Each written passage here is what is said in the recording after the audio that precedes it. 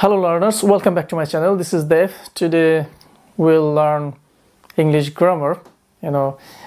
আজকে আমরা শিখব খুবই ইন্টারেস্টিং একটা লেসন, মজার একটি লেসন যেগুলো আমরা সহজে বুঝতে পারি না। সো আমি এই লেসনটা যারা ইন্টারমিডিয়েট লেভেল আছে, বিগিনার লেভেল, ইন্টারমিডিয়েট লেভেল, যারা ইংরেজি শেখার শুরুতে অথবা মাঝখানে আছেন তাদের জন্য খুবই কাজে দেবে, এবং যারা চাকরির জন্য পরীক্ষা দেন তাদের জন্য, কারণ এটা আমাদেরকে কনফিউশন করে তোলে, রাইট? কনফিউজড করে। We get often confused when you see like unless, as long as, so long as, provided that or providing that. So আজকের লেসনটা হবে unless, as long as, so long as, provided that or providing that.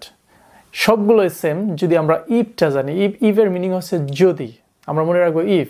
এই unless, as long as, so long as, provided that, providing that, এগুলো সবগুলো হচ্ছে if, same meaning, right? যদি আপনারা যদিটি বুঝতে পারেন তাহলে যেখানে আপনি এগুলো দেখবেন, আমাদেরকে আমি প্রায় দেখছি যে এগুলো নিয়ে আমরা কনফিউজড হয়ে যায় যে এটার মিনিং কি হতে পারে। সো আজকে এই ভিডিও লেসনটি দেখলে আপনাদের সারা জীবনের জন্য এই unless, as long as, so long as, providing that, provided that, এই বিষয়ে আপনার ক্লিয়ার হয়ে যাবে। So let's get started, right?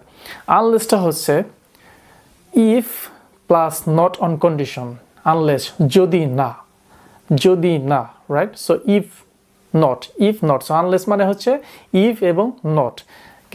কয়েকটা উদাহরণের মধ্যে আমি ক্লিয়ার করার চেষ্টা করব। ধরেন আপনি একটা ক্লাবের মেম্বার, বাট যদি আপনি সেই ক্লাবে ভিতরে ইন করতে চান তাহলে আপনাকে অবশ্যই একটি আইডি কার্ড দেখাতে হবে। যদি সেই ক্লাবের আপনি সদস্য না হন তাহলে কিন্তু সেই ক্লাবের ভিতরে আপনি ইন করতে পারবেন না, রাইট? সো তাহলে আমরা এটা কিভাবে বলতে পারি? You cannot go in unless you have an ID card.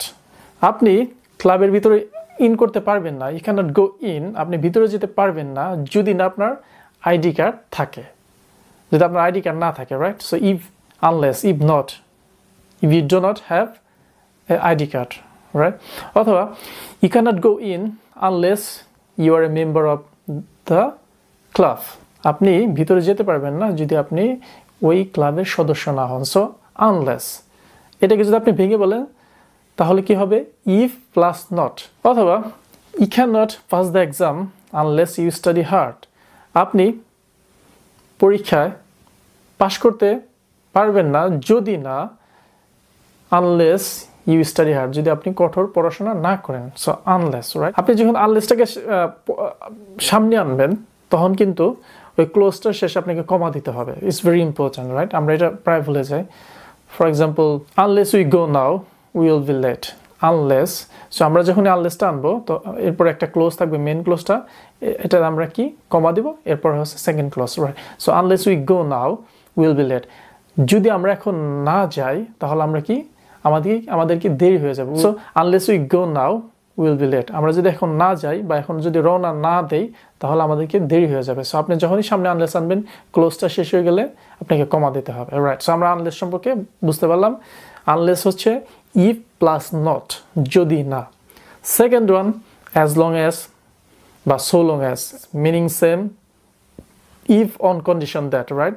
যতক্ষণ না পর্যন্ত বলা যেতে পারে। অ্যাজ লং অ্যাজ হচ্ছে if on condition that.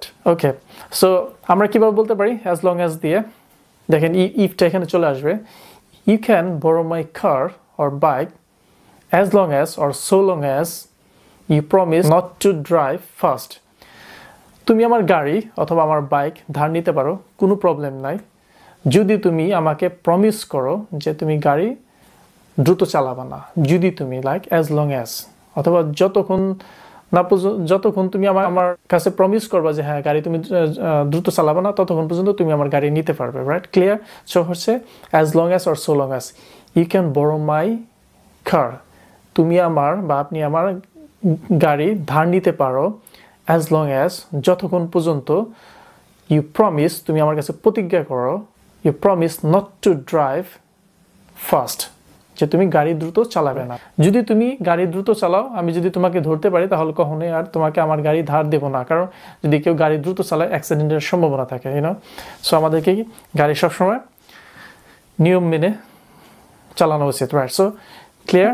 Provided that and providing that same as like if, provided that and providing that same if কোনো পার্থক্য নেই আমরা এভাবে বলতে পারি you can get A plus or you can make a good result provided that you study well right তুমি A plus পাইতে পারো অথবা পরীক্ষায় ভালো রেজাল্ট করতে পারো provided that if you study well তুমি যদি ভালোমতো পড়াশোনা করো দেখো আমি ইজি সেন্টেন্সগুলো কেন দিচ্ছি যাতে বুঝতে আপনাদের জন্য বুঝতে খুব সুবিধা হয় ডিফিকাল্ট এক্সাম্পলগুলো দিলে আরো এটা কি দেখা যাবে যে আরো ক্রিটিক্যাল হয়ে যাবে বুঝতে বা আরো ডিফিকাল্ট হয়ে যাবে বুঝতে সো বুঝতে হবে যে provided that or providing that you study well right second one আমরা provided that or providing that কে আমরা কিন্তু সামনে আনতে পারি সেন্টেন্সে for example providing that the room is clean I don't mind whose hotel we stay at right providing that or provided that যদি if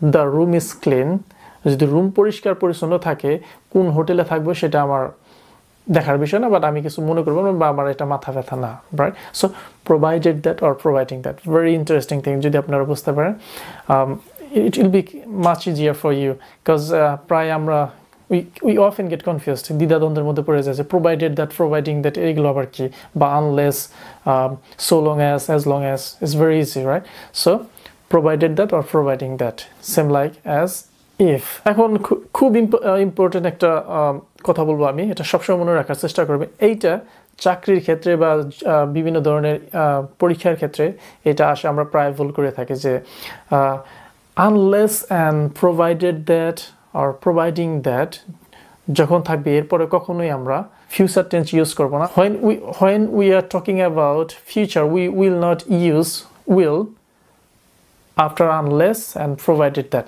unless providing that provided that এর পরে আমরা কখনো will ইউজ করব না রাইট যখন আমরা কথা বলি নিয়ার ফিউচার মানে আপনি কাল বা আজকেই মানে ফিউচার টেন্স নিয়ে কিছু কথা বলতেছেন আমরা প্রায় কিন্তু বলতে থাকি এক্সাম্পলের মাধ্যমে আমি আরো ক্লিয়ার করব যে আমরা কখনোই unless এবং provided that অথবা providing that এর পরে will ইউজ করব না এটা ইউজ করলে এটা এক ধরনের মারাত্মক ভুল এবং এটা চাকরির ক্ষেত্রে এবং দেখা যায় যে বিভিন্ন ধরনের পরীক্ষাতেও আসে right for example we are not going out unless it stops raining এইখানে we are not going out আমরা বাইরে যাচ্ছি না যে পর্যন্ত বৃষ্টি থামে রাইট সো এখানে আমরা প্রায় যেহেতু আমরা নিয়ার ফিউচারের কথা বলতেছি আমরা বাইরে যাচ্ছি না অনেকে বলে যে it will stop raining হবে এটা ভুল হবে until it stops raining right এরপর আমরা বলতে পারি providing that the weather is good we are going to have party